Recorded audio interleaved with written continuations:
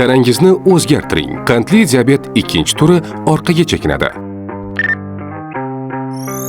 Yangi aniqlangan qandli diabet ikkinchi turi ko'p hollarda semizlik va noto'g'ri ovqatlanish bilan chambarchas bog'liq. Bu holatda tana insulinni to'g'ri ishlata olmaydi.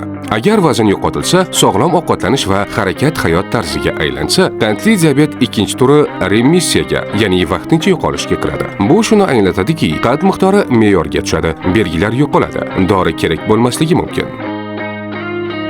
Tadqiqotlarga ko'ra, 10-15% tana vaznidan xalos bo'lgan insonlarda qandli diabet ikkinchi turi remissiyasi ehtimoli juda yuqori bo'ladi. Ammo og'irlik yana ortsa, afsuski, qandli diabet ikkinchi turi qaytadi. Bu holat butunlay tuzalish emas, ammo nazorat ostida uzoq davom etadigan sog'lom holatga qaytish imkoniyati bor. Siz boshlashingiz mumkin bo'lgan eng muhim qadam harakat va ovqatlanish odatlaringizni o'zgartirishdir.